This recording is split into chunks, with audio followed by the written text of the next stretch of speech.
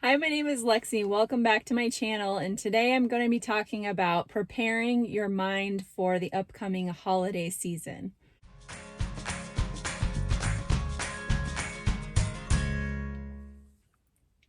So happy October. We're officially into fall, which means that the holidays are coming, which is just crazy. I can't believe that it is already October in 2021. Like it was just New Year's. What happened? So the reason that I wanted to talk about the holidays is just because the holidays for a lot of people can be that time of year where weight loss just kind of comes to a screeching halt and gets out of control. And that was definitely how it used to be for me. I would go through this sort of phase throughout the year, just like everyone, where in January I'd be really like solid about my goals and sticking to different plans and there would be some variation throughout the year, but for the most part I would do okay until this time of year when it just would just go out of control. There was all of the really rich, heavy foods, the treats, parties, other celebrations, and it just really kind of gets out of control sometimes. And not only that, I think the worst part about it, aside from gaining weight during this time of year typically, is that I would feel really crappy. Like I would feel really sluggish and just tired, and I would start to get sick a lot and things like that. And so I would say it really did dampen the enjoyment of those holidays. Even though, yeah, I liked the taste of the food, I was just not fully being present or fully enjoying those holidays. And so, but then when I started fasting, so I just kind of want to compare the two holiday seasons that I've had since I started fasting. The first one was 2019 was when I started fasting. And I was really on track. Like I was really, really motivated. I had just started alternate day fasting in September. I was doing a diet bet, and so that really like kept me on track. I don't know that I would recommend doing the diet bet. It was a 6-month program. Basically you put money in and then every month you weigh in, and if you hit the threshold, which there's like a certain percentage every month, then you would basically get the money back for that month, and then you would win on top of what you put in if you hit all of those benchmarks. And at the end you would get all of that money. So I was really motivated by that. I wanted to win my money back. I wanted to win money on top of that. So I was really motivated and it worked out for me. But because of that, like I did eat the treats and all of that during the holidays, but I never overdid it. I was very consistent with my fasting schedule. I did tend to take one day off a month. So like there would be 1 week out of the month where I would do 5-2 instead of 4-3. But that really worked out for me as far as staying on track, but also loosening up a little bit. I also would say that I was not overindulging in treats at all. I was just kind of, here and there having a little bit. But then fast forward to 2020, and I know a lot of people gained weight in 2020 or regained weight if they had lost weight.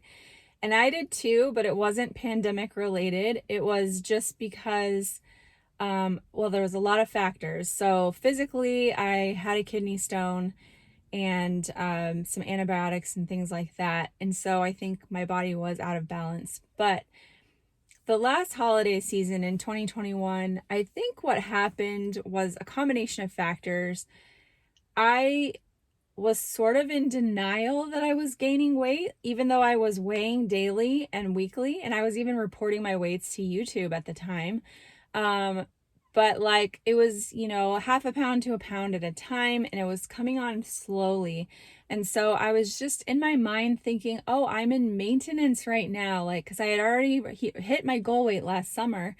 And, I thought I'm in maintenance. I can loosen up.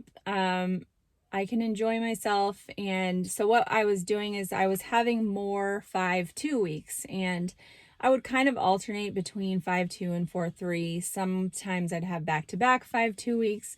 And it wasn't so much that I was doing 5-2 because, and what I mean by that is 5 days of eating and 2 days, full days of fasting, right?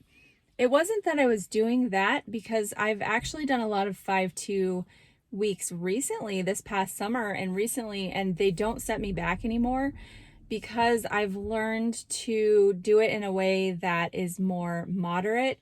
Whereas when I was doing it back last holiday season, I was just adding in another full day of eating on top of what I was already doing. So I was basically cutting back all those hours of fasting, adding in a full day of eating, and I was eating a lot of sugar because, so every Christmas, about in November, I'll start making these caramels or caramels, however you want to pronounce it.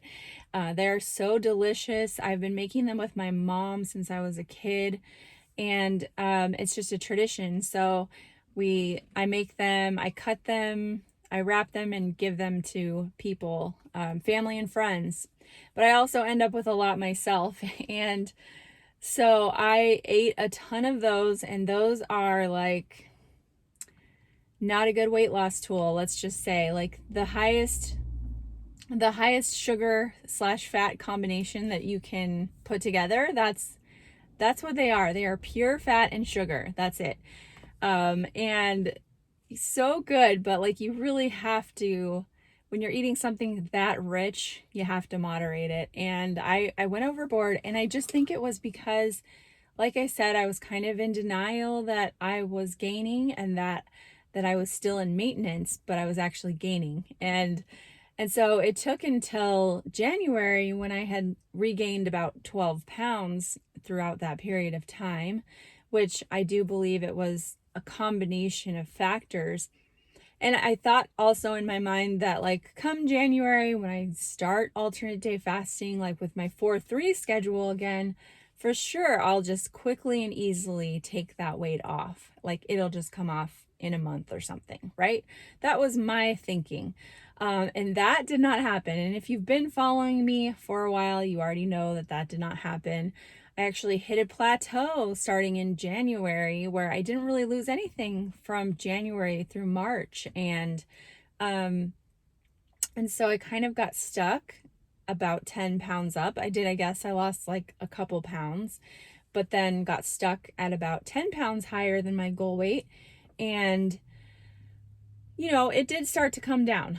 But now that I'm heading into another holiday season, for sure, I don't want to approach it the same way I did last year. And I think that one of the most important things to realize is just that when you want to be flexible and enjoy those special occasions, which is totally important, I believe, to have a balanced, sustainable lifestyle, it's important to just be aware and to be honest with yourself about where you're at and whether or not you're overdoing it. And I think you'll notice just by how you feel, because for sure last holiday season, when I got into this mode of, fasting less and eating a lot more and eating more junk, I didn't feel as good as I had before.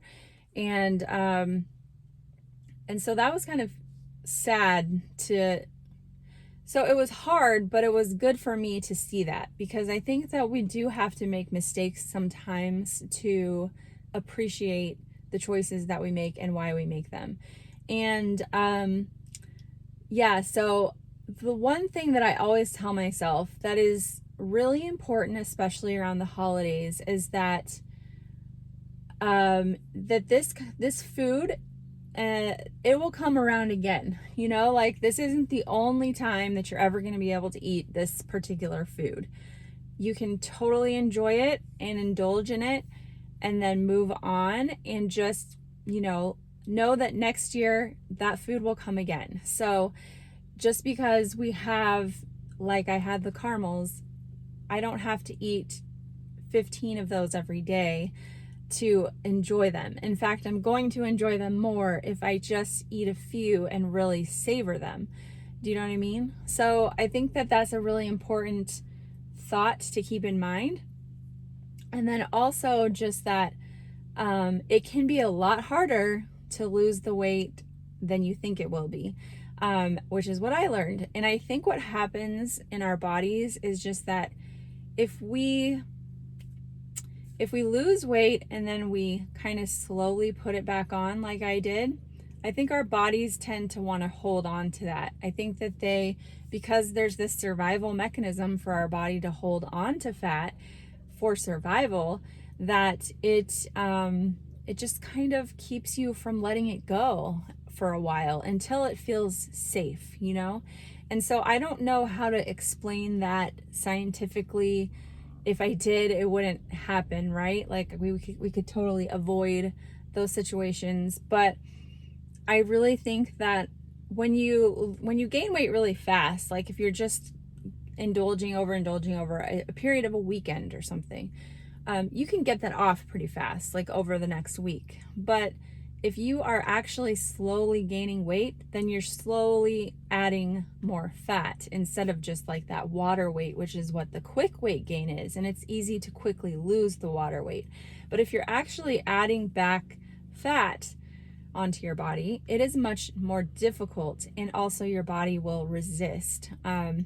So I think that's what happened, again, and there was the imbalance with, the health issues that were happening, and that definitely could have contributed. But I do believe that it was just that I sort of let it go too long. And so my mindset going into this next holiday season is to be really mindful of my fasting hours, like I've talked about a lot recently, where I try to hit those about 130 hours of fasting, which is my personal amount that's good for me, and it could be different for everyone.